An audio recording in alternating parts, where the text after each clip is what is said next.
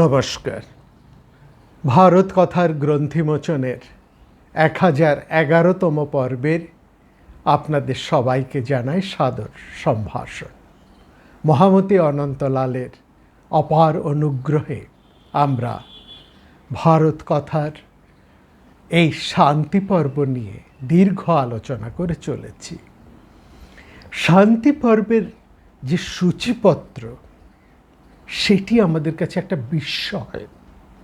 আমরা মোটামুটি মহাভারতের 6টি পাঠ, আপনারা জানেন, 6টি বিভিন্ন ধরনের পাঠ নিয়ে একত্রে আলোচনা করে চলেছি। যেমন আমাদের এই পূর্ব ভারতের পাঠ, তেমনি দক্ষিণের পাঠ, উত্তরের পাঠ, তেমনি কাশ্মীরের পাঠ, তেমনি রয়েছে নেপালের পাঠ, মধ্য ভারতের পাঠ। এই সম নিয়ে 6টি পাঠ, এবং এই পাঠগুলোর মধ্যে সঙ্গতি আছে, কিছু অসঙ্গতি আছে। কোথাও কোনোটি একটি বিস্তারিতভাবে বর্ণিত হয়েছে, কোথাও কিছু জিনিস নেই, সেখানে সেগুলো আলোচিত হয়নি।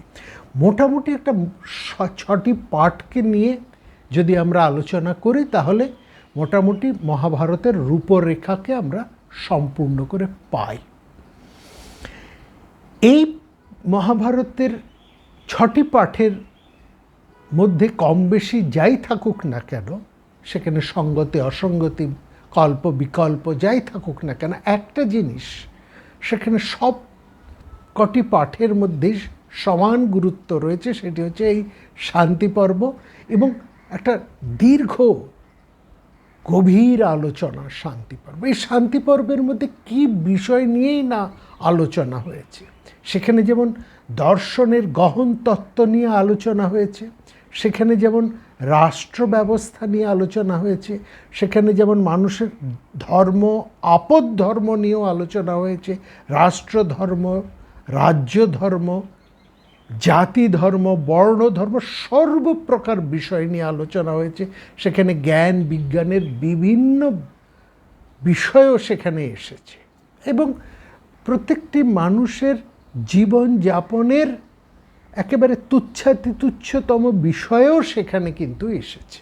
এই নিয়ে আমরা বহুবার শান্তি পর্বের মধ্যে যে কী কী বিষয় নিয়ে আলোচিত হয়ে চলেছে, তার বিবরণ আপনাদের কাছে আমরা বিভিন্ন সময় তুলে এনেছি, বলেছি সে কথা।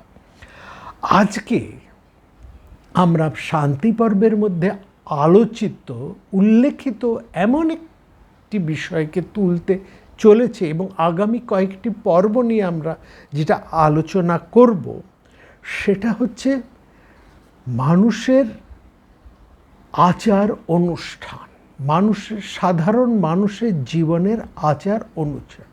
অর্থাৎ ঈপ্সিত লাভের জন্য উপায়ের যে অনুসন্ধান মানুষ করছে, এবং সেই উপায়কে সুনিশ্চিত করবার জন্য সে তার আপন আপন প্রয়াস এবং তার সাথে অদৃশ্য শক্তির কাছে তার যে প্রার্থনা, তার যে ব্যাকুলতা, এই সবটা নিয়েই একটা অভ্যুদয় এবং একটা নিঃশ্রেয়স, এই যে ভাবনা, এই জন্য তার যে প্রয়াস, তার যে সাধনা, যেটা একেবারে বৈদিক সময় থেকে প্রচলিত আছে এবং যা আজও আমরা দেখতে পাই,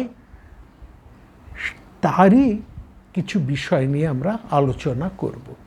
এই প্রশ্ন শান্তি পর্বের মধ্যেও উঠেছে। আমরা সেটাকেই একটু ডিটেইলে কয়েকটি পর্বে আলোচনা করব। আসলে সভ্যতার উদ্যোগ পর্ব থেকে মানুষ যেমন চেয়েছে পার্থিব সুখ এবং সমৃদ্ধি, তেমনি লোকান্তরে সে চেয়েছে আনন্দ এবং শান্তি। অর্থাৎ একদিকে সে চেয়েছে অভ্যুদয়, অপরদিকে তার প্রার্থিত ছিল নিঃশ্রেয়স। ঈপ্সিত এই দুই বিষয়কে লাভের জন্য সে একটা প্রয়াস করেছে, একটা চেষ্টা করেছে। এই যে অভ্যুদয় এবং নিঃশ্রেয়স লাভের যে প্রয়াস এবং যে সাধনা, তার বিবরণ আমরা বিভিন্ন বেদের মধ্যে পাই, এবং কল্প সাহিত্য নামে বিভিন্ন আচার অনুষ্ঠানমূলক যে সমস্ত গ্রন্থাদি রচিত হয়েছে তার মধ্যে আমরা পাই। এই কল্প সাহিত্য, এই কল্প সাহিত্যের 4টি শাখা। একটি হচ্ছে শ্রৌত সূত্র, দ্বিতীয়টি হচ্ছে গৃহ্য সূত্র, ধর্মসূত্র এবং চতুর্থটি হচ্ছে শূল্য সূত্র। এই তার মধ্যে আমরা আলোচনা করব শ্রৌত সূত্র এবং গৃহ্য সূত্র, এই দুটি নিয়ে। মূলত শ্রৌত সূত্রের মূল লক্ষ্য হচ্ছে নিঃশ্রেয়স, আর অভ্যুদয় অর্থাৎ সাংসারিক যে অভ্যুদয় সেইটা নিয়ে যা আলোচনা হয়েছে তা রয়েছে গৃহ্য সূত্রের মধ্যে। অর্থাৎ পারিবারিক গৃহস্থ জীবনের নানা অনুষ্ঠান, আচার অনুষ্ঠানের বিবরণ যা রয়েছে সেই সব নিয়ে রয়েছে গৃহ্য সূত্র। হ্যাঁ, অর্থাৎ পারিবারিক উৎসব এবং গৃহের সদস্যদের, পরিবারের সদস্যদের কল্যাণের জন্য যে অনুষ্ঠান অনুষ্ঠিত হয় বলে এই অনুষ্ঠানগুলোকে বলা হয় গৃহ্য কর্ম। এই গৃহ্য কর্মে করণীয় বিষয়কে নিয়েই হচ্ছে গৃহ্য সূত্র। মহামতি অনন্তলালের কাছে অমর কুমার চট্টোপাধ্যায় বিভিন্ন সময় আসতেন বেদ ইত্যাদি বিভিন্ন বিষয় নিয়ে চর্চার জন্য। আমাদের সৌভাগ্য তাকে আমাদের প্রতিবেশী হিসেবে আমরা পেয়েছি। দীর্ঘদিন তার সাথে আমাদের একটা হার্দিক সম্পর্ক রয়েছে এবং যখন মহাভারতের এই সমস্ত বিষয়গুলো আসতো, বিশেষ করে গৃহ্য সূত্র, শ্রৌত সূত্রের বিভিন্ন বিষয় নিয়ে আলোচনা, তখন ঠাকুরমশাই তার কাছে আমাদেরকে পাঠাতেন। তো আজকে আমরা যে এবং এই বিষয় নিয়ে যে আমরা কয়েকটি পর্ব ধরে যে আলোচনা করব, এর জন্য আমরা সবিশেষভাবে অমর কুমার চট্টোপাধ্যায়ের কাছে সবিশেষ কৃতজ্ঞ। তাকে এবং ঠাকুরমশাইকে, মহামতি অনন্তলালকে আমাদের শ্রদ্ধা জানিয়ে আমরা আজকের আলোচনা আরম্ভ করছি। জানবেন, শ্রৌত কর্ম হচ্ছে শ্রুতি অর্থাৎ বৈদিক কর্ম, আর গৃহ্য কর্ম হচ্ছে গৃহস্থের আচার অনুষ্ঠান। শ্রৌত কর্মের মতন গৃহ্য কর্মেও কিন্তু অগ্নি প্রধান, এটা বিশেষ। শ্রৌত কর্মের মধ্যে যজ্ঞ, অগ্নি। গৃহস্থের গৃহকর্ম বা গৃহ্যকর্ম আমরা যাই বলি না কেন, তার মূল কারণটি হচ্ছে, উপাদানটি হচ্ছে কিন্তু অগ্নি, আগুন। দেখুন, আজকের দিনেও যদি কেউ একটি গৃহ রচনা করে, অর্থাৎ একটা সংসার প্রতিষ্ঠা করে, যেমনই তার হোক না কেন, 1 কামরা 2 কামরা কিংবা বড় ছোট যেমনই করুক না কেন, তার একটা, সে যদি সংসার করে, মানে ঘরের মধ্যে একটা বাড়ির মধ্যেই সে সংসার পাতে, সংসার যাত্রা আরম্ভ করে, তাহলে তার একটা অগ্নিঘর থাকবেই। আধুনিক ভাষায় আমরা এই অগ্নিঘরকে বলি কিচেন বা রসুই ঘর বা রান্নাঘর। এখানে আমাদের অগ্নিটি থাকে, সেটি স্টোভ হতে পারে, হিটার হতে পারে, গ্যাস হতে পারে, ও ইলেকট্রিক্যাল কোনো বিষয় হতে পারে, নানা রকমের আছে, কিন্তু একটা অগ্নিস্থান সেখানে থাকবে। অর্থাৎ যজ্ঞক্রিয়া এবং গৃহস্থ ধর্ম দুয়ের মূল কেন্দ্রটি হচ্ছে ওই কিচেন। এবং এখন যদি একটু আপনারা লক্ষ্য করেন, কত রকমের কিচেন এখন বেরিয়ে গেছে না, এবং কিচেনের মধ্যেও কত কি মডিউলেশন, কত রকম এসেছে। এবং শুধু কি তাই, আগের মতন ধুলো ময়লা কালিওয়ালা কিচেন নয়, এখন ওপেন কিচেন কনসেপ্ট এসে গেছে।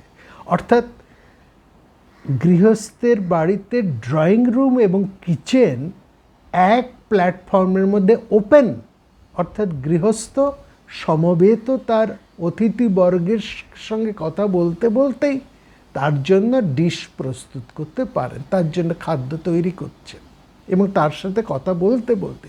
অর্থাৎ অগ্নি, যেমন আগের ভাবনাটা দেখুন, যজ্ঞ ভাবনা শ্রোত্রকর্মের মধ্যে যজ্ঞ যেখানে হচ্ছে, যজ্ঞ ক্রিয়া যেখানে হচ্ছে, আপনারা যদি একটুখানি ফিরে যান মহাভারতে, মহর্ষি শৌনকের মহাসত্রে, সত্র মানে যজ্ঞ, মহাযজ্ঞর অনুষ্ঠান করছেন মহর্ষি শৌনক।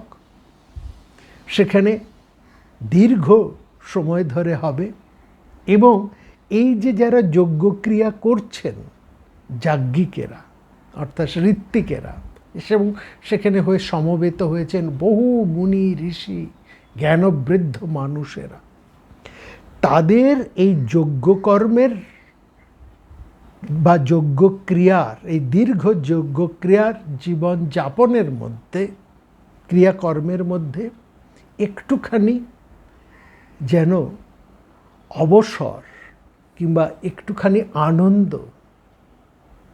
দেবার জন্য সেখানে উপস্থিত হয়েছেন উগ্রশ্রবা, পুরাণ পাঠক, শ্রোত্র। তিনি মহাভারতের কথা সেখানে শোনাচ্ছেন। সেই শৌনকের যজ্ঞ সভায় সেখানে এই মহাভারতের কথা সেখানে চলে এসছে। অর্থাৎ সেখানে আমরা দেখছি ভৃগুবংশীয় এই শৌনকের যজ্ঞসভায় উগ্রশ্রবা, সৌতি উগ্রশ্রবা ব্যাসদেব রচিত মহাভারত ঋষিদের কাছে বর্ণনা করছে। তার মানে কি, যজ্ঞকর্ম হচ্ছে, সঙ্গে সঙ্গে উপস্থিত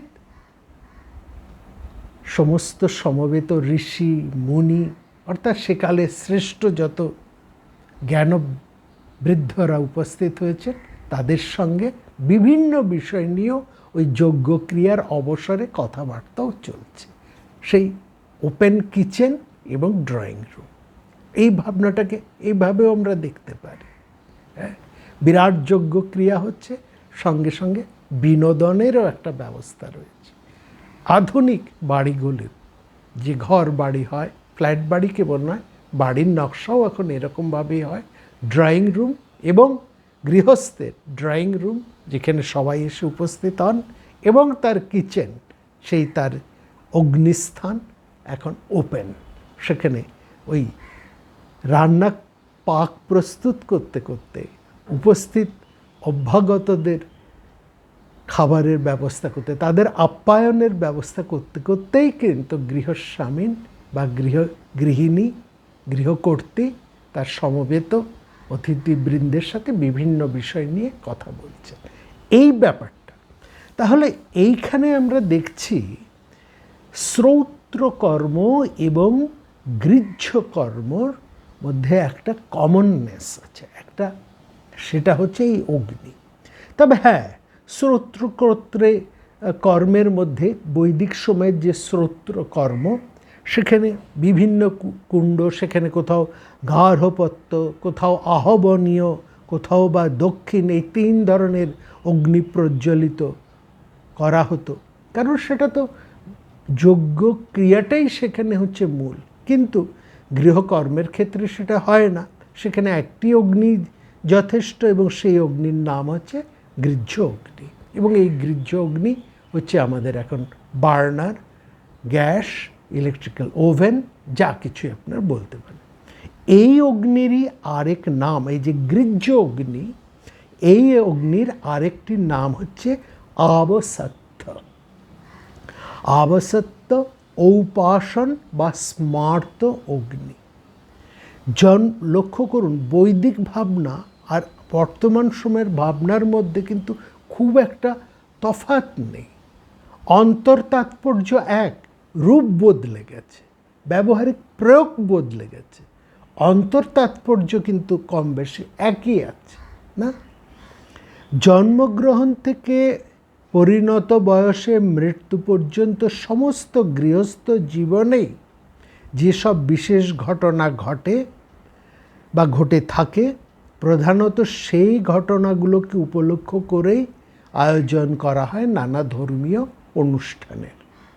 শিশুর জন্ম, তার নামকরণ, তার প্রথম অন্নগ্রহণ, শিক্ষা জীবনে তার প্রথম প্রবেশ, শিক্ষা লাভের পর আচার্য গৃহ থেকে, আধুনিক সময়ের হোস্টেল থেকে, ঠিক আছে, কিংবা বাইরে কোথাও পড়তে গেছে সেখান থেকে নিজ গৃহে প্রত্যাবর্তন, তারপরে বিবাহ, তারপরে পুত্র লাভের আকাঙ্ক্ষা, পত্নীর সুখ প্রসব, নবান্ন ভক্ষণ, সবশেষে সব জীবেরই যা অন্তিম পরিণতি, তাই নিয়েই গৃহ্য সূত্রের আলোচনা। এবং এই গৃহ্য সূত্র আর আমাদের এখনকার ঘর গেরস্তালি একই তো।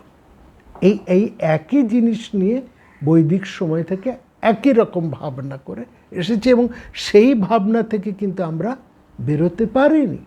আমাদের রূপটা বদলেছে, ঢংটা পাল্টেছে, কিন্তু মূল কাঠামোটা কিন্তু একই আছে। এই মূল কাঠামোর বাইরে আমরা যাইনি।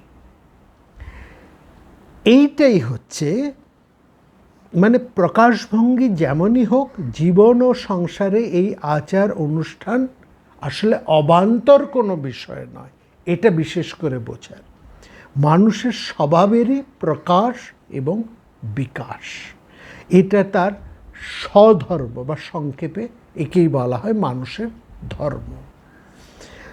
স্বধর্ম বা ধর্ম বলেই মানুষের এই অন্তরের এই উচ্ছ্বাস সংস্কৃত মনের পরিচয় বহন করে বলেই সেটা আবার মানুষের সংস্কৃতি। সংস্কৃত মনে, সংস্কৃত মানে পরিচ্ছন্ন, যে মনের মধ্যে কোনো অপরিচ্ছন্নতা নেই, কোনো রকম কুসংস্কার নেই, কোনো রকম হীনতা নেই, নীচতা নেই, কোনো রকম গোড়ামি নেই। হ্যাঁ, সেটাকেই বলা হয় সংস্কৃত মন। সেই সংস্কৃত মনের পরিচয়কেই বলে সংস্কৃতি, মানুষের সংস্কৃতি। এইভাবে জীবনে ধর্ম ও সংস্কৃতি জড়িয়ে পরস্পরের হাত ধরে ধরে এগিয়ে চলেছে। ধর্ম থেকে সংস্কৃতিকে যদি আমরা বিচ্ছিন্ন করি, তাহলে সেটা একটা অসম্পূর্ণ দর্শন।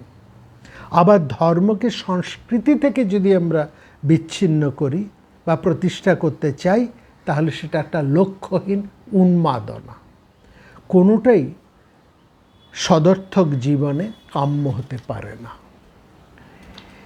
মানুষকে ক্রমোত্তর বা ক্রম উত্তরণের পথে নিয়ে যেতে যা কিছু সাহায্য করে, যা মানুষকে করে অনুশীলিত, পরিশীলিত, সেটাই তার উত্তরণের স্পৃহা, অর্থাৎ যা তার উত্তরণের স্পৃহাকে ব্যক্ত করে, প্রকাশ করে, সেটাই হচ্ছে তার ধর্ম। কিন্তু সমাজের সব স্তরের মানুষের তো একই রকমভাবে পরিশীলিত হয়ে উঠতে পারে না। সবার তো প্রেরণা বা সবার শক্তি তো সমান নয়। মনের ভাবকে প্রকাশ করার রীতিও সবার একরকম নয়। ফলত সেখানে আমরা একটা ভেদ দেখতে পাই। আর এই ভেদ থেকেই, এই প্রকাশের ভেদ, এই প্রেরণার ভেদ, এই শক্তির ভেদ, এই ভেদ থেকেই সৃষ্টি হচ্ছে ভিন্ন ভিন্ন ধর্ম, এবং একই ধর্মের মধ্যে উপধর্ম বা লোকধর্ম। উন্নত এবং পরিশীলিত ধর্মের মধ্যে তাই সে কারণে আমরা দেশাচার, কুলাচারের প্রভাব, অনুন্নত লোকধর্মের অনুপ্রবেশও আমরা কখনো কখনো সেখানে দেখতে পাই। কখনো কখনো আবার লোকধর্মের মধ্যে উন্নত ধর্মের কিছু আঙ্গিক প্রবেশ করিয়ে তাকে উন্নত করে তোলার একটা চেষ্টাও সেখানে আমরা দেখি। তার ফলে নানা ধর্মগ্রন্থ হতে বহু উন্নত ধারণার এবং উদাত্ত ভাবনার পাশাপাশি বেশ কিছু অপেক্ষাকৃত তুচ্ছ ধারণার সন্ধানও আমরা পাই, এবং সেটা আমাদের কাছে একটা বিস্ময়ের।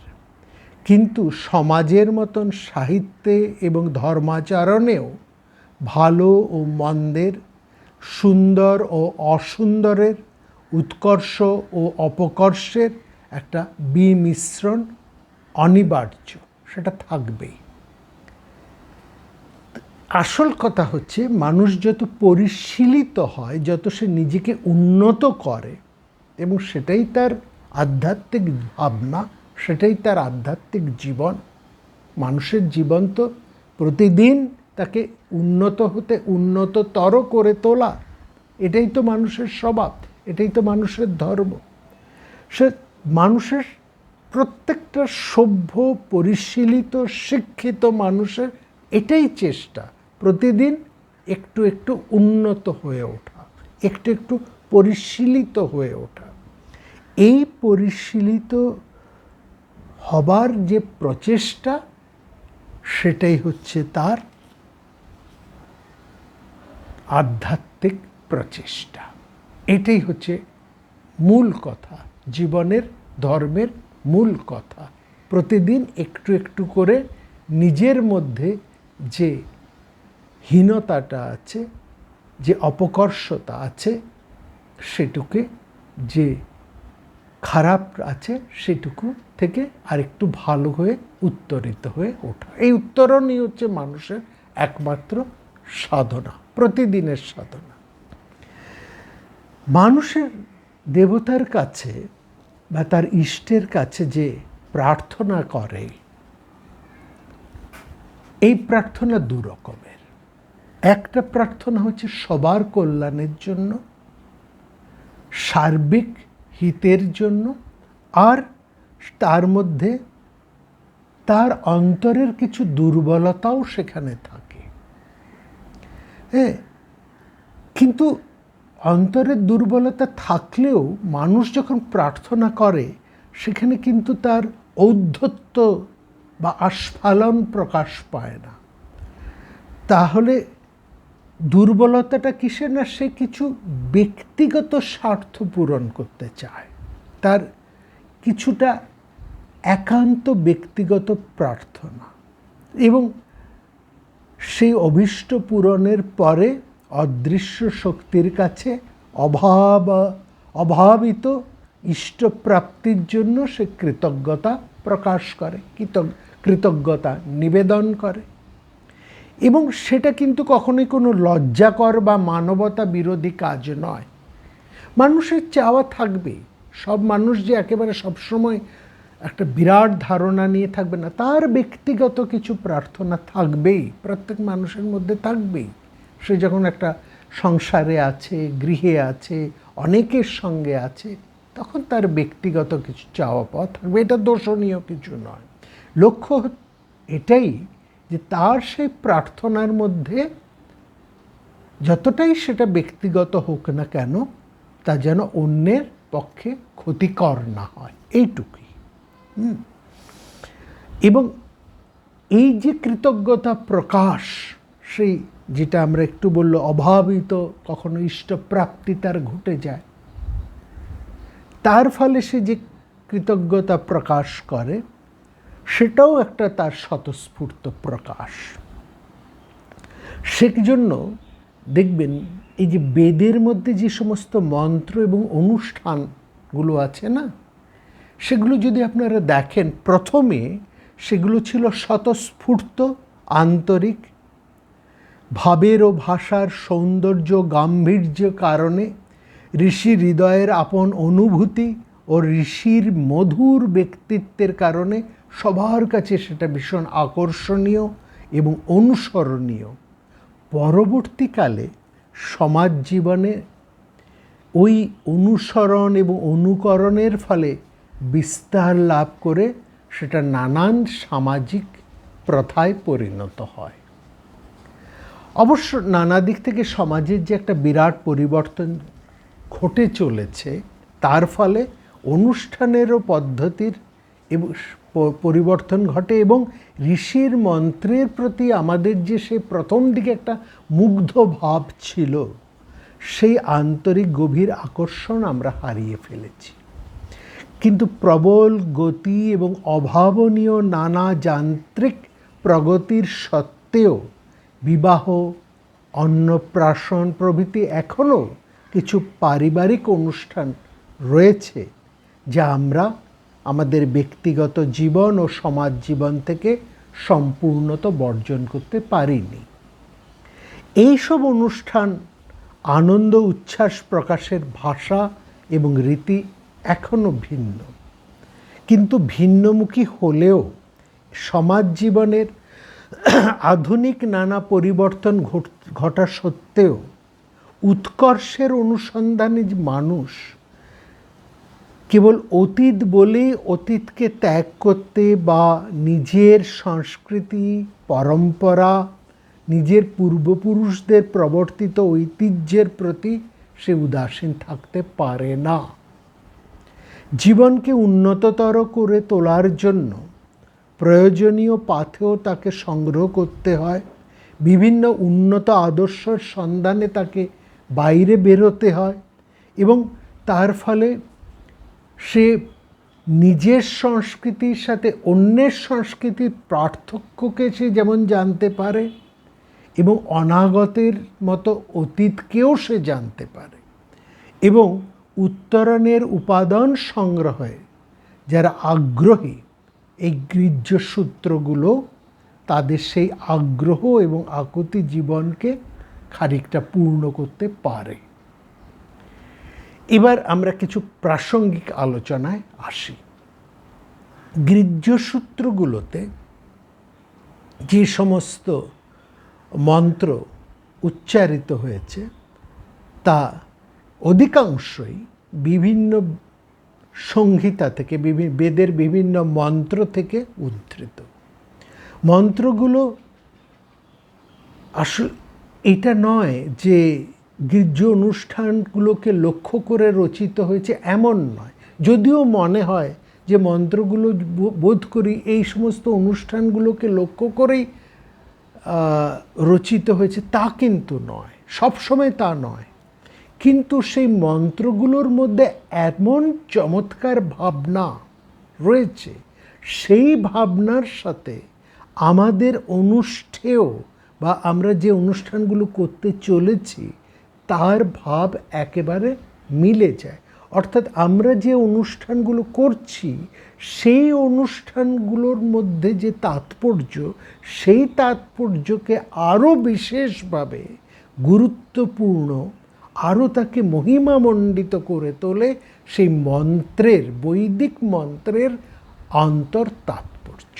এইটা বিশেষ করে, অর্থাৎ যে মন্ত্রগুলো আমরা ওই বিভিন্ন অনুষ্ঠানের মধ্যে উচ্চারণ করি বেদের থেকে, সেই মন্ত্রের যে নিহিত তাৎপর্য, সেই নিহিত তাৎপর্য আমাদের অনুষ্ঠেয় বা যে অনুষ্ঠানগুলো আমরা করতে চলেছি তার গুরুত্বকে, তার প্রাসঙ্গিকতাকে, তার গভীরতাকে, তার মর্যাদাকে, তার তাৎপর্যকে আরও গভীর করে তোলে, আরও উন্নত করে তোলে। সেই জন্য এই মন্ত্রগুলোকে বিভিন্ন সংহিতা থেকে চয়ন করে এই বিভিন্ন অনুষ্ঠানের মধ্যে সেগুলোকে উচ্চারণ করা হয়, পাঠ করা হয়। তবে আমরা দেখছি এই যে অনুষ্ঠানগুলো যার কথা আমরা বলবো, এগুলো কিন্তু একেবারে প্রাক বৈদিক, বৈদিক নয়, প্রাক বৈদিক সময় থেকেই কিন্তু প্রচলিত। মানে মানুষ মোটামুটি যে সময় থেকে দলবদ্ধ হয়ে একটা একসঙ্গে বাস করবার ভাবনা যখন থেকে মানুষের এসেছে, যখন মানুষ আলাদা আলাদা না থেকে জুতোবদ্ধ হয়ে থাকতে শিখেছে বা থাকতে আরম্ভ করেছে, তখন থেকেই কিন্তু এই অনুষ্ঠানগুলো আরম্ভ হয়েছে, এইটা বলতে পারি। অর্থাৎ এই সমস্ত অনুষ্ঠানগুলোই প্রাক বৈদিক। বৈদিক কালে এই অনুষ্ঠানগুলি মাধুর্যময় হয়ে উঠেছে, মন্ত্রযোগে তার গুরুত্ব আরও তাৎপর্যময় হয়ে উঠেছে, এইটা বিশেষ। মন্ত্রগুলোর যে ভাব ও ভাষায় সংহিতায় উপস্থাপিত করা হয়েছে তা অবশ্যই মার্জিত অলঙ্কৃত একটা কাব্যরূপ, কিন্তু তা হলেও যেমন ধরুন গর্ভধান, নামকরণ, অন্নপ্রাশন, বিবাহ, অন্ত্যেষ্টি, এইসবের মধ্যে এগুলো যেহেতু প্রাগ বৈদিক যুগ সময় থেকেই চলছে এবং প্রাক ঋগ্বেদের যুগ থেকেই তার প্রচলন আছে, সেই জন্য সেই সমস্ত আনন্দ অনুষ্ঠান, প্রত্যাশা, প্রার্থনা, সেগুলোর একটা রীতি নীতি, একটা যাপন প্রক্রিয়া, এগুলো তো আছেই। সেগুলো কেমনভাবে ছিল এবং সেগুলোর উদ্দেশ্য কী, কী ভাবনাতে সেগুলো প্রকাশিত হয়ে উঠেছে, মানুষের কাছে সেগুলো কেমনভাবে ধরা পড়েছে, এটা কিন্তু আধুনিক, অতি আধুনিক সমাজবিজ্ঞানীর কাছেও বড় কৌতূহলের বিষয়। আজও তা নিয়ে চর্চা হয়ে চলেছে, সমাজবিজ্ঞানীরা এ নিয়ে আজও চর্চা করে চলেছে। যজুর্বেদের বিভিন্ন সংহিতার মধ্যে আমরা গৃহ্যসূত্রে প্রায় ব্যবহৃত হয়েছে এমন কিছু শব্দের ব্যবহার লক্ষ্য করি। বিভিন্ন বৈদিক সংহিতার মধ্যে অথর্ববেদ সংহিতায় বিবাহ, অন্ত্যেষ্টি ছাড়াও চতুর্থী কর্ম, পুংসবন, জাতকর্ম, উপনয়ন, গোদান, অষ্টকা, গৃহ নির্মাণ, পঞ্চমহাযজ্ঞ, এই সমস্ত নানা রকম মন্ত্র, এগুলো কি আমরা এক এক করে তার আলোচনা করব এবং আলোচনা করে আমরা দেখব এই প্রত্যেকটা অনুষ্ঠানের অন্তর তাৎপর্য কী। তারপরে আমরা এটা বিচার করব যে এই অনুষ্ঠানগুলোর প্রয়োজন আছে কি নেই। ঠিক আছে, দেখুন আরেকটা আমরা যদি দেখি এখানে যে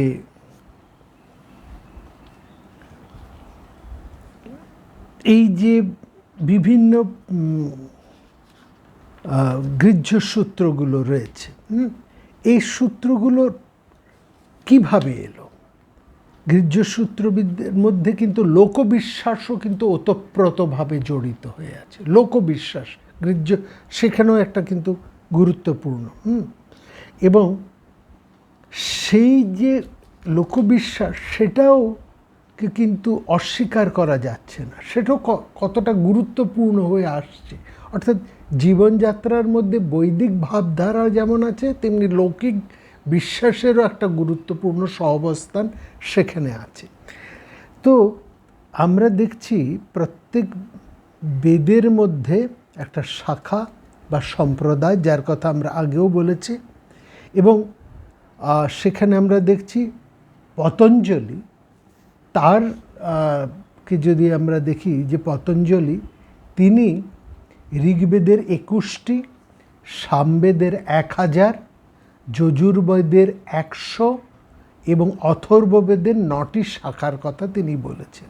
প্রত্যেক শাখারই আলাদা আলাদা গৃহ্য সূত্র হয়তো ছিল, বর্তমানে সেগুলো অধিকাংশই বিলুপ্ত হয়ে গেছে। যে কটা গৃহ্য সূত্র অবশিষ্ট আছে সেগুলি কোন বেদের অন্তর্গত সেটা আমরা বলছি।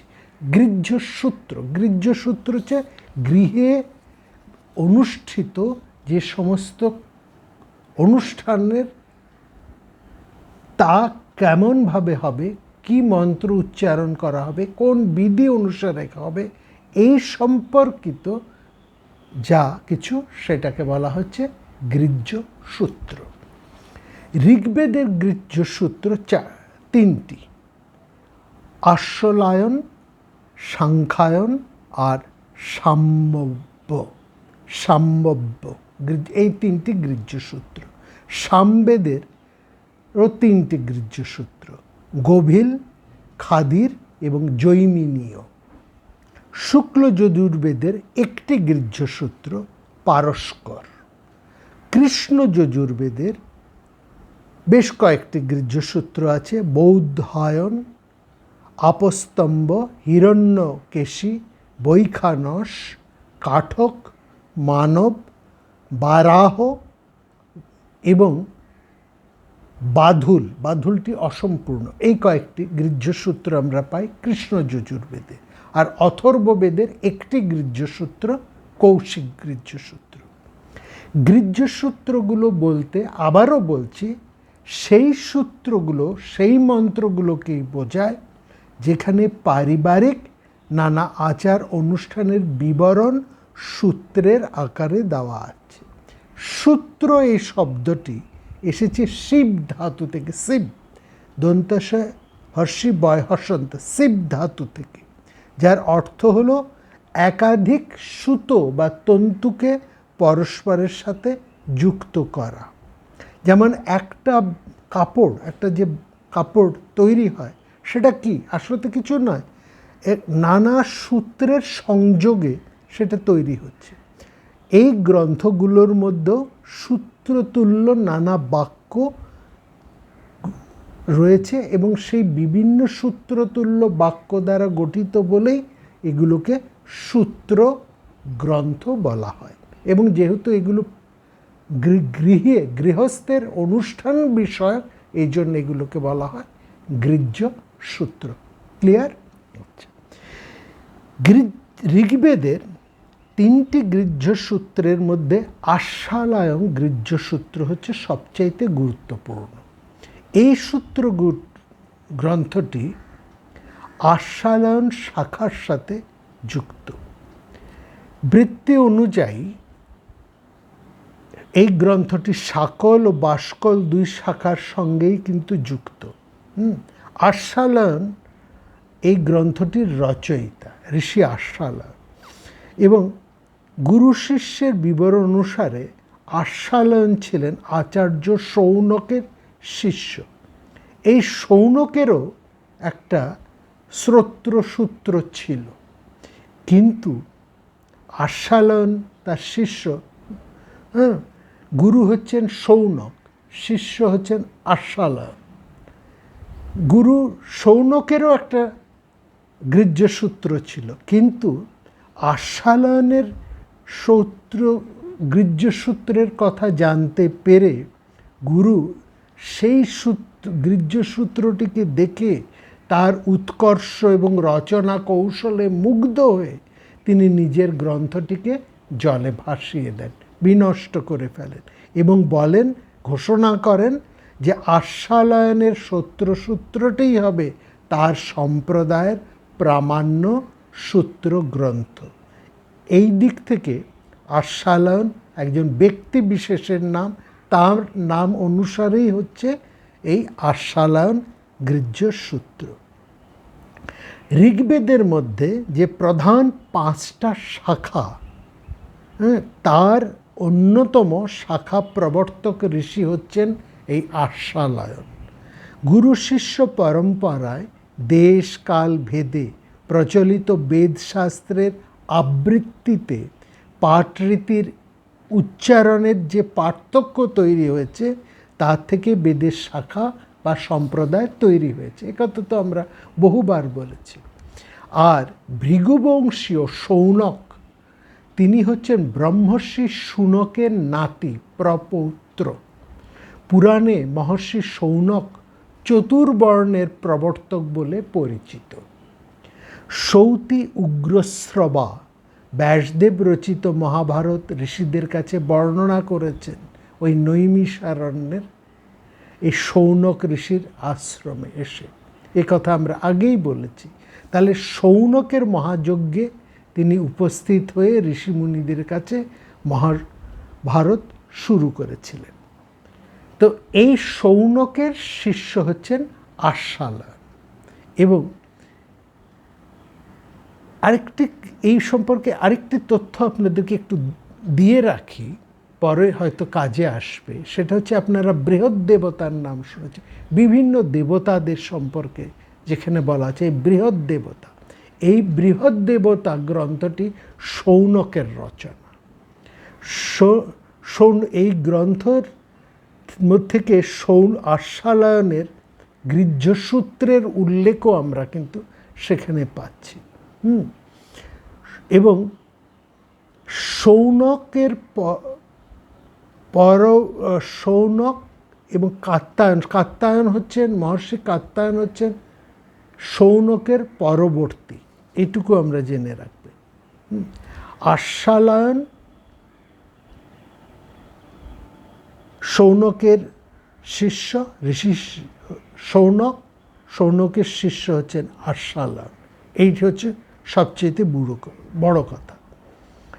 তো এই যে বেদের ঋগ্বেদের যে 5টি শাখা, বিশেষ করে বেদের যে 5টি, ঋগ্বেদের যে প্রধান 5টি শাখা, তার অন্যতম শাখা হচ্ছেন আস্বালয়ন। আস্বালয়ন ছাড়াও সেখানে রয়েছেন সাফল, সাংখ্যায়ন, মণ্ডুক এবং বাষ্কল। এই 5জন হচ্ছেন ঋগ্বেদের 5টি শাখার প্রবর্তক।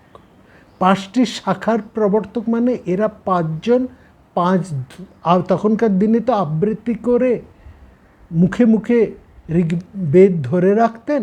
এরা 5জন 5 ধরনের আবৃত্তিকার, অর্থাৎ প্রত্যেকের আবৃত্তির পাঠের ধরনটা আলাদা, উচ্চারণের ধরনটা আলাদা, স্বরূপ প্রয়োগের ধরনটা আলাদা। এই আলাদা থেকে তারা 5টি শাখা। এই সকলেরও গৃহ্যসূত্র ছিল, সাংখ্যায়নেরও গৃহ্যসূত্র, আস্বালয়নেরও যেমন গৃহ্যসূত্র আছে, মণ্ডুক এবং বাষ্কল প্রত্যেকেরই কিন্তু আলাদা আলাদা গৃহ্যসূত্র আছে। হ্যাঁ, প্রত্যেকেরই যেমন মন্ত্রসংহিতা আছে, প্রত্যেকেরই ব্রাহ্মণ আছে, প্রত্যেকেরই ধর্মসূত্র আছে, প্রত্যেকেরই গৃহ্যসূত্র আছে। কিন্তু আমরা আস্বালয়নের সূত্র এবং গৃহ্যসূত্র ছাড়া অন্য কারো গৃহ্যসূত্র বা সূত্র বা সংহিতার এখন আর আমরা পাই না, সেগুলো হারিয়ে গেছে। কারণ সেগুলো তো আগেকার দিনে মানুষের স্মৃতিতে ধরা থাকতো। সেই সমস্ত বড় বড় মানুষরা যখন চলে যান, মারা যান, সেই সঙ্গে সঙ্গে এক একটি শাখা, এক একটি মহাগ্রন্থ, এক একটি ধারণাও কিন্তু হারিয়ে গেছে আমাদের কাছ থেকে। যেটা আমরা কেবলমাত্র পাচ্ছি সেটি হচ্ছে আস্বালয়নের গৃহ্যসূত্র। এই আস্বালয়নের গৃহ্যসূত্রটাই সেই জন্য এতটা গুরুত্বপূর্ণ। সাংখ্যায়নেরও গৃহ্যসূত্র আমরা পাই। সাংখ্যায়ন এবং আস্বালয়ন এই দুজনেরই কেবলমাত্র গৃহ্যসূত্র পাই, এবং দুটি ঋগ্বেদের ধারার। এই হচ্ছে ব্যাপার। এছাড়াও এই সাংখ্যায়ন বা আস্বালয়ন এই দুজনের গৃহ্যসূত্র ছাড়াও আমরা আরও কয়েকটি গৃহ্যসূত্র পাই, যেমন শৌনকের, ভার্বীয়, সাকল্য, পৈঙ্গী এবং পারাশর, এদের গৃহ্যসূত্র আমরা পাচ্ছি। একটা কথা আমরা বলি, সাংখ্যায়নের গৃহ্যসূত্র এবং আস্বালয়নের গৃহ্যসূত্র এই দুটোই হচ্ছে ঋগ্বেদের গৃহ্যসূত্র। এই দুটি গৃহ্যসূত্রের মধ্যে কিছুটা পার্থক্য আছে, কিছুটা মিলও আছে। সেটা আমরা, যে আপনারা যদি এই গৃহ্যসূত্র নিয়ে আলোচনা করেন এবং সেখানে সেই গৃহ্যসূত্রের বই পাওয়া যায়, সেখানে আপনারা দেখবেন। আমরা অত গভীরের মধ্যে যাব না। আমরা এবার আরেকটু এই যাজ্ঞিক কথার মধ্যে আসি। বৈদিক যজ্ঞ দু ধরনের, আমরা আগেই বলেছি। একটি হচ্ছে শ্রোত্রযজ্ঞ, আর একটি হচ্ছে গৃহ্যযজ্ঞ। শ্রোত্রযজ্ঞ হচ্ছে বড় বড় যে সমস্ত যজ্ঞ হয়, যেগুলোতে ঋত্বিকরা অংশগ্রহণ করে, অর্থাৎ যজ্ঞ বলতে যা বলি। আর যেখানে বেদের মন্ত্র, ব্রাহ্মণ অংশের সঙ্গে যে যজ্ঞগুলো সম্পর্ক, সেগুলো হচ্ছে শ্রোত্রযজ্ঞ। বেদের মন্ত্র এবং ব্রাহ্মণ, এই মন্ত্রগুলোর প্রয়োগ কোথায় কেমনভাবে করা হবে সেটা বলা আছে ব্রাহ্মণে। অর্থাৎ মন্ত্র এবং ব্রাহ্মণ অনুসারে যে যজ্ঞ, সেগুলোকে বলা হচ্ছে শ্রৌতযজ্ঞ। শ্রৌতযজ্ঞ এগুলো হচ্ছে বেদের মন্ত্র এবং ব্রাহ্মণ অনুসারী, ঠিক আছে? অর্থাৎ শ্রুতির দ্বারা বিহিত, সেই জন্য এগুলো শ্রৌতযজ্ঞ, শ্রুতি বিহিত যজ্ঞ। আর বেদের মধ্যে যে পারিবারিক অনুষ্ঠানের কথা যেগুলো বলা হচ্ছে, আমাদের বর্তমান আলোচনা যা নিয়ে, যে বিষয় নিয়ে, সেগুলোকে বলা হচ্ছে গৃহ্যযজ্ঞ, বা যার থেকে আমরা ওই গৃহ্য বিভিন্ন অনুষ্ঠানের কথা পাচ্ছি। মনে রাখবেন, শ্রোত্রযজ্ঞে একাধিক ঋত্বিকের প্রয়োজন হয়। সেখানে আমরা 3 ধরনের, মানে ব্রহ্মা যেমন আছেন, উদ্গাতা আছেন, হ্যাঁ, অর্থাৎ সেখানে 4টি বেদ, সেই 4টি বেদের ঋত্বিকেরা আছেন, তাদের আলাদা আলাদা কাজ, এবং সবার উপরে রয়েছেন ব্রহ্মা। এগুলো নিয়ে আমরা বিস্তারিত কথা অবসরের বিভিন্ন পর্বের মধ্যে ইতিমধ্যে আলোচনা করেছি। কিন্তু যেগুলো গৃহ্যযজ্ঞ, সেখানে একমাত্র একজন পুরোহিতই যথেষ্ট, সেখানে কোনো ঋত্বিক থাকে না, এবং এখানে কোনো অগ্নিকুণ্ড ব্যবহারও তেমন প্রয়োজন হয় না। একটি মাত্র অগ্নিকুণ্ড থাকে, এবং অনেক জায়গায় তারও হয়তো তেমন প্রয়োজন হয় না, কিংবা খুব বেশি দরকার হলে একটি অগ্নিকুণ্ড। শ্রোত্রযজ্ঞের মধ্যে অন্তত 3টি অগ্নিকুণ্ডের কথা হয়, যেটা আমরা আগেই বলেছি। সেখানে কম, শ্রোত্রযজ্ঞের মধ্যে কম করে 3টি অগ্নির প্রয়োজন সেখানে থাকে। আহবনীয় অগ্নি, হ্যাঁ, দক্ষিণা অগ্নি, এরকম নানা রকম 3 ধরনের অগ্নি প্রয়োজন হয়। গার্হপত্য অগ্নি, আহবনীয় অগ্নি ও দক্ষিণ অগ্নি, 3 ধরনের অগ্নি। কিন্তু গৃহ্য যজ্ঞের মধ্যে সেখানে কেবলমাত্র একটি অগ্নিকুণ্ড থাকে, বা না থাকলেও তা চলে, এবং সেখানে একজন মাত্র পুরোহিত। এখানে কোনো ঋত্বিকেরও প্রয়োজন হয় না। ঋত্বিক এবং পুরোহিতের মধ্যে কি পার্থক্য, সেটাও আমরা আমাদের অবসরের কথা বাসরের মধ্যে আলোচনা করেছি। আপনারা সেখানে দেখেছেন, জেনেছেন। সেই কথা আমরা আর বিস্তার করব না এখানে। তো গৃহ্যসূত্র বিহিত অনুষ্ঠানগুলোকে ঠিক করে বুঝবার জন্য যে বিধিবিধান, সেগুলো রয়েছে গৃহ্যসূত্রের মধ্যে। একটা কথা, অগ্নি প্রজ্বলিত করে অগ্নিকুণ্ডে আহুতি দেওয়া হয়, এবং গৃহ্যযজ্ঞেও শ্রোত্রযজ্ঞের অনুষ্ঠান রীতি মোটামুটি অনুসরণ করে থাকে, তবে সেটা কিন্তু গৃহ্যযজ্ঞের মধ্যে অতটা গভীর বা তাৎপর্যভাবে নেই। সেখানে আছে, কিন্তু অতটা ব্যাপক আকারে সেখানে নেই। শ্রোত্রযজ্ঞতে 3টি অগ্নির কথা বলেছি। শ্রোত্রযজ্ঞ আবার 3 ধরনের, সেই কথাও আমরা বলেছি। ইষ্টিযাগ, পশুযাগ এবং সোমযাগ, এই কথাগুলো আমরা আলোচনা করেছি। এবার আমরা আজকে যে বিষয়টি আরম্ভ করছি সেটি হচ্ছে বৈদিক সময়ে মানুষেরা, বৈদিক যুগে মানুষেরা, সাংসারিক মানুষেরা, গৃহস্থেরা কি কি ধরনের অনুষ্ঠান তারা করতেন।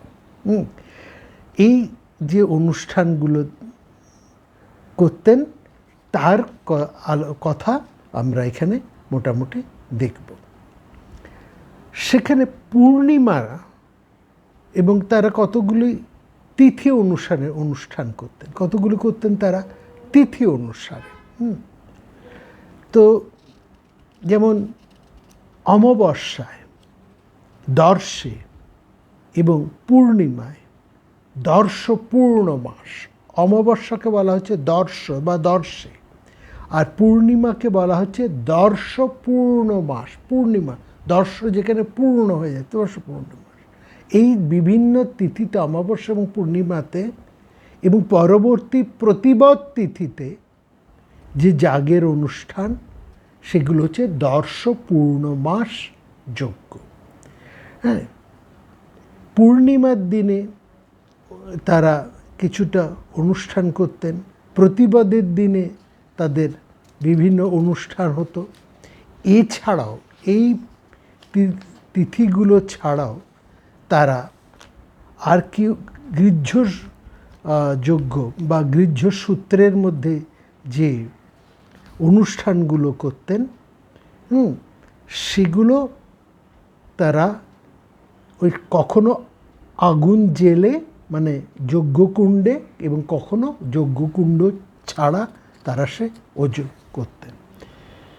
কিন্তু যজ্ঞ করেই হোক বা যজ্ঞ না করেই হোক, অর্থাৎ অগ্নিকুণ্ড প্রজ্বলিত করেই হোক বা অগ্নিকুণ্ড প্রজ্বলিত না করে হোক,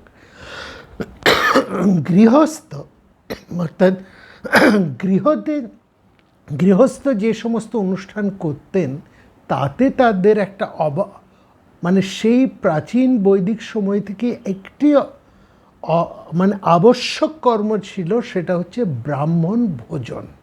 ব্রাহ্মণকে তারা ভোজন করাতেন। এইটা কিন্তু আমরা সমস্ত গৃহ্য সূত্রের মধ্যে দেখতে পাচ্ছি। অবশ্য পালনীয় এবং অবশ্য করণীয় ছিল ব্রাহ্মণ ভোজন। কে ব্রাহ্মণ, কোন ধরনের ব্রাহ্মণকে আমন্ত্রণ করে আনা হবে, কারা ব্রাহ্মণ বলে বিবেচিত হবে, এই নিয়ে আমরা বিস্তারিত আলোচনা করেছি। হ্যাঁ, মূল কথা হচ্ছে ব্রাহ্মণকে এখানে অগ্নির সাথেই তুলনা করা হবে।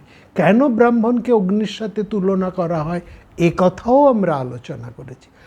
অর্থাৎ যে যজ্ঞে অগ্নি প্রজ্বলন করা হচ্ছে না, সেখানে ব্রাহ্মণ ভোজনের যে তাৎপর্য, সেইটা হচ্ছে ব্রাহ্মণ নিজেই হচ্ছেন অগ্নিস্বরূপ। ব্রাহ্মণ হচ্ছেন অগ্নিস্বরূপ। অগ্নি যে মানুষের মধ্যে সেই অগ্নিসম তেজ, বীরত্ব, সেই জ্ঞান, সেই নিষ্ঠা, সদাচার রয়েছেন, তিনি অগ্নিসমান। সেই ব্রাহ্মণের মুখে আহুতি দ্রব্যকে অর্পণ করার যে তাৎপর্য, এটাই হচ্ছে ব্রাহ্মণ ভর্জনের তাৎপর্য। এবং এটিকে বৈদিক সময়ে বলা হতো ব্রহ্মণী হুত। আজকে যা ব্রাহ্মণ ভোজন বলানো কথায় আমরা বলি, বৈদিক সময়ে এটাকে বলা হতো ব্রহ্মণী হুত। অর্থাৎ অগ্নির সমান এই সমস্ত মানুষ, অগ্নির সম তেজিয়ান মানুষদের মুখে আহুতি দ্রব্য অর্পণ করা হচ্ছে, এইটি বলা হচ্ছে ব্রাহ্মণী হুত। এবং এইটি হচ্ছে সবচেয়ে গুরুত্বপূর্ণ। সেখানে নিষ্ঠাবান 3 জন, 5 জন, 7 জন এরকম ব্রাহ্মণকে সেখানে নিষ্ঠা সহকারে ভোজন করা হতো। এটাকে বলা হতো ব্রাহ্মণী হুত। এর দ্বারা ওই সমস্ত নিষ্ঠাবান ব্রাহ্মণরা, তাদেরকেও কিন্তু সমাজ রক্ষণাবেক্ষণ করতেন। অর্থাৎ এটি পরস্পরকে কিন্তু ধরে রেখেছেন।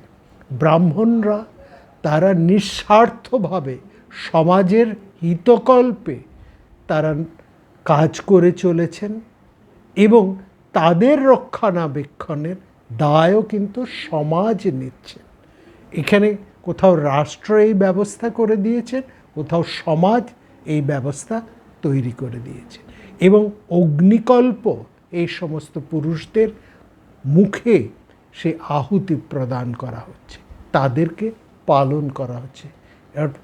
অর্থাৎ এটা প্রকারান্তরে একটা সেই যাজ্ঞিক ক্রিয়া, যে যাজ্ঞিক ক্রিয়ার মধ্যে দিয়ে একজন যজমান অগ্নিতে আহুতি প্রদান করেন, একই ভাবনা।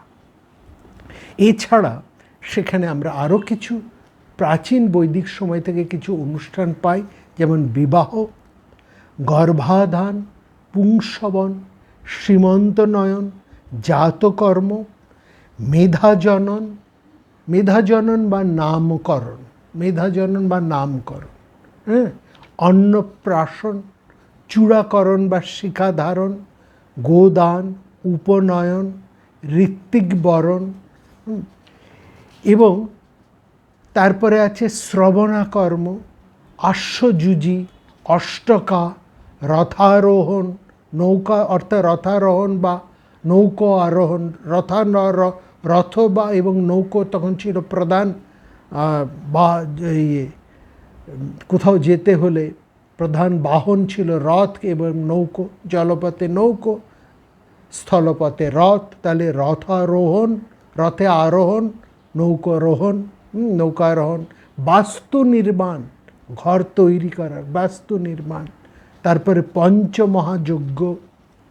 এছাড়াও গৃহের লোকবিশ্বাস, তারপরে আসছে লোকবিশ্বাস। লোকবিশ্বাসের জন্য একজন গৃহের আরোগ্য লাভের জন্য কিছু কিছু অনুষ্ঠান তারা করতেন। এছাড়া ছিল সমাবর্তন, যুদ্ধযাত্রা, ক্ষেত্রকর্ষণ এবং সবশেষে মৃত্যু বা অন্ত্যেষ্টি। এই মোটামুটি সামাজিক অনুষ্ঠানগুলো সেখানে ছিল। এই প্রত্যেকটা অনুষ্ঠান এর মধ্যে আজও বেশ কিছু অনুষ্ঠান এখনও কিন্তু বর্তমান রয়ে গেছে এবং এই যে অনুষ্ঠানগুলো, এই অনুষ্ঠানগুলোকে যদি আমরা বিশেষ করে দেখি, একটি একটি করে আমরা অনুষ্ঠান, সে বৈদিক সময়ে এই অনুষ্ঠানগুলো কী তাৎপর্যতে পালন করা হতো সেগুলো আমরা দেখব। এই অনুষ্ঠানগুলো ছাড়াও যে কটা অনুষ্ঠান আমরা কথা বলবো, এছাড়াও অধ্যয়ন বা অধ্যাপন, এটাও একটা অনুষ্ঠানের মাধ্যমে শুরু হতো। অধ্যয়ন বা অধ্যাপন অনুষ্ঠান।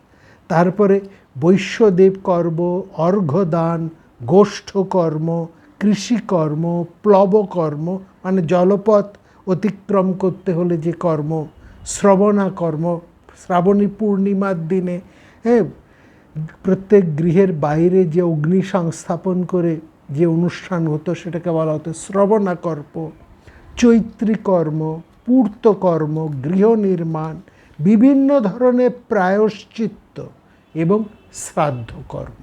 এই বিভিন্ন অনুষ্ঠানগুলো সেখানে করা হতো। এই প্রত্যেকটা অনুষ্ঠানের যে কতটা গুরুত্ব সেখানে আমরা এক এক করে দেখতে পাই। আমরা আসবো প্রত্যেকটা একটি একটি করে অনুষ্ঠান ধরে তার তাৎপর্য। আজকে একটি দুটি কথা আপনাদেরকে বলি।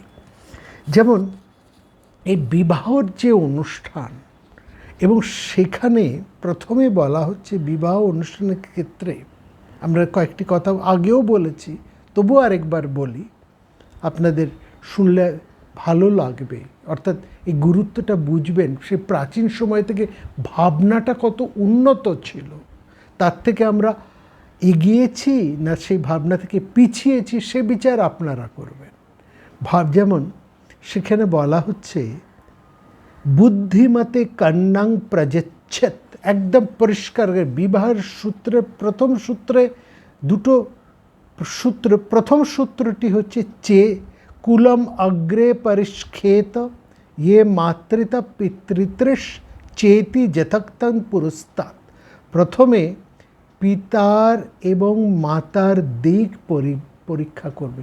যখন সম্বন্ধ করে বিবাহ হয়, বিবাহের সম্পর্কে যখন কথাবার্তা আরম্ভ হয়, এই কথাবার্তা শুরুর আগেই বলা হয়েছে পাত্র এবং পাত্রীর বিচারের পূর্বে, অর্থাৎ পাত্র কেমন পাত্রী কেমন এই বিচার তো আসবে, তার সঙ্গে সঙ্গে সমান গুরুত্বপূর্ণ কিংবা হয়তো একটু বেশি গুরুত্বপূর্ণ সেটি হচ্ছে প্রথমে পিতার এবং মাতার, অর্থাৎ বরের এবং বধূর, অর্থাৎ পাত্রের এবং কন্যার পিতার এবং মাতার দিক ভালো করে পরীক্ষা করবে, মাতৃকুল এবং পিতৃকুল। খুব ভালো করে ভেবে দেখুন এটা কতখানি গুরুত্বপূর্ণ। অর্থাৎ কোন বংশের কোন ধারা, এখানে বংশ মানে কী ধরনের এনভায়রনমেন্টের মধ্যে থেকে, কী ধরনের পারিবারিক শিক্ষা সংস্কৃতির মধ্যে দিয়ে একটি মানুষ বড় হয়েছে, একটি ছেলে বা একটি মেয়ে, তার পারিবারিক শিক্ষা দীক্ষা কেমন ছিল, তার বাবা মা কেমন, তার পরিবারটি কেমন, এটা কতটা গুরুত্বপূর্ণ। দেখলাম, প্রেমে পড়লাম, বিয়ে করে ফেললাম, এমনটা হবার কিন্তু উপায় ছিল না। এত দূর তারা ভেবেছেন পাত্রপাত্রী বিচার তো করবেই, কিন্তু তার আগে বাপু পাত্র এবং পাত্রীর বাবা এবং মার বংশ পরিচয়, তারা কোন বংশের, কেমন পরিবার, কেমন তাদের প্রতিষ্ঠা, কেমন তাদের শিক্ষা দীক্ষা, কেমন তাদের যাপন, কেমন তাদের চরিত্র, কেমন তাদের কুল পরিচয়। It's very important. এখন জিন, ব্লাড টেস্ট, অনেক কিছু, হরমোন টেস্ট, অনেক কিছু চলে এসছে, কিন্তু সব টেস্ট সত্ত্বেও এই ব্যাপারে খোঁজ খবর নেওয়াটাও যে কতটা গুরুত্ব, সে মানে তার গুরুত্বটা কতখানি সেটাকে অস্বীকার করা যায় না। দ্বিতীয় কথাটি আরও বেশি গুরুত্বপূর্ণ। সেখানে কন্যার পিতাকে উদ্দেশ্য করে এই গৃহ্যসূত্রের বিবাহ ক্ষেত্রে দ্বিতীয় সূত্রটি বলা হচ্ছে আস্বালয়নের গৃহ্যসূত্রে, বলছে বুদ্ধিমতে কন্যাং প্রযচ্ছেত, বুদ্ধিমান ব্যক্তিকেই কন্যা সম্প্রদান করবে। একটা নির্বোধ, অশিক্ষিত, মূর্খ, দুশ্চরিত্র মানুষকে কন্যা দিও না। নির্বোধ অশিক্ষিতকে কন্যাদান করো না। বুদ্ধিমান মানুষকে, বুদ্ধিমান পাত্রেই কন্যা সম্পর্ক। পাত্রের গুণ ক্ষেত্রে পাত্রটি বুদ্ধিমান কিনা। বুদ্ধিমান বলতে কেবল ইজ নট ক্লেভার। বুদ্ধিমান বলতে সে কতটা টাকা পয়সা আছে, নট দ্যাট।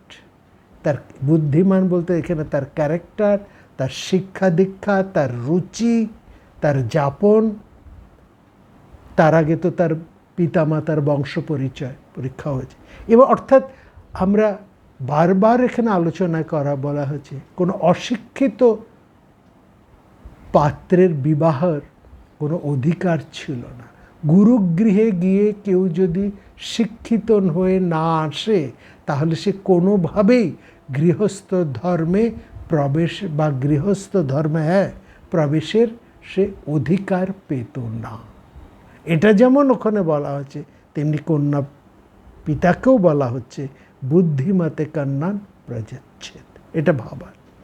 তারপরে এবার বলা হচ্ছে এবং কোথাও দেখুন এখানে পাত্রের কত টাকা পয়সা, ধন দৌলত, কত ক্ষমতা, এইসবের কথা কিন্তু বলা হয়নি।